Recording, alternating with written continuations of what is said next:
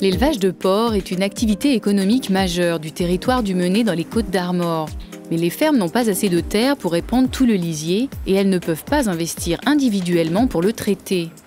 35 éleveurs se sont donc réunis dans la CUMA Mené Énergie pour construire ensemble une unité de méthanisation à Saint-Gilles-du-Mené. Pourquoi la méthanisation? Parce qu'en perspective, il y avait quand même la production de thermie qui était en vue, la production de courant électrique. La production de thermie permettra de sécher le digestat pour exporter. On est en zone d'excédent structurel, donc obligé de l'envoyer ailleurs. Pour construire leur projet, les éleveurs ont été accompagnés par ELLE, une association créée par l'ADEME et le réseau des coopératives de matériel agricole du Grand Ouest. Elle se spécialise dans le développement des énergies renouvelables en milieu rural et la maîtrise des consommations. Le rôle de l'association ELLE par rapport au projet Géotexia a été à la fois de les conforter dans le choix initial de la méthanisation, de les accompagner dans les étapes de développement au moment un petit peu clé de recrutement d'un développeur, de suivi de l'étude de faisabilité, du montage juridique et puis également dans le choix du constructeur qui a été retenu pour réaliser l'usine. La Société d'économie mixte pour l'aménagement de la Bretagne, la CEMAEB, a aussi joué un rôle déterminant.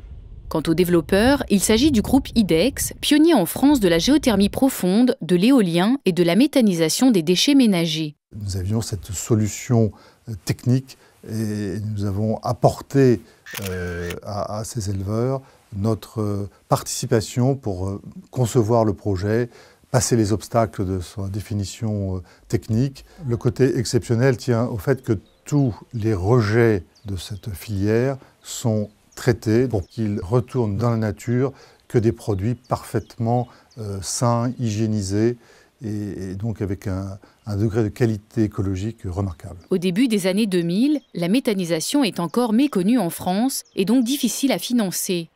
Les éleveurs font alors appel au groupe Caisse des dépôts, structure publique d'investissement. Il a fallu qu'on apporte 3 millions d'euros en capital et en compte courant pour donner une viabilité au projet, pour que le projet puisse ensuite être financé sur le secteur, par le secteur bancaire. La CUMA a 34% du capital, nous avons ces 34% et IDEX 32%. Et ce qui est intéressant, c'est que chaque associé apporte ses connaissances et sa compétence. Les 3 actionnaires ont finalement investi 13 millions d'euros pour construire l'usine. L'ADEME, l'Agence de l'eau et l'Europe, via le FEDER, ont apporté une subvention. Le Conseil régional et le département des Côtes-d'Armor, une garantie bancaire pour consolider l'emprunt. 38 000 tonnes de lisier provenant des élevages de porcs et 37 000 tonnes de coproduits agroalimentaires entrent chaque année dans l'usine Géotexia. Pendant la phase d'hydrolyse, les molécules complexes de la matière organique sont transformées en éléments simples et solubles. Le substrat est alors transféré vers 2 cuves de méthanisation où des millions de bactéries transforment la matière organique en méthane et CO2. C'est le biogaz. Cette étape demande 28 jours et une température de 40 degrés. Le biogaz est stocké dans une cuve bâchée. Il alimente 2 moteurs qui génèrent de l'électricité acheminée sur le réseau public. Le process vient d'Allemagne. Ils ont une grande expérience sur la méthanisation. Une volonté de faire travailler des entreprises locales pour le transfert de compétences et pour la maintenance, pour nous faciliter la tâche. Géotexia produit 14 millions de kilowattheures électriques par an, soit la consommation de 4 600 foyers. Le refroidissement des moteurs et la récupération de la chaleur des fumées permet de chauffer les cuves et de sécher le digestat issu de la méthanisation. Bientôt, cette chaleur permettra aussi de chauffer des serres voisines. Les parties solides et liquides du digestat sont séparées par centrifugation.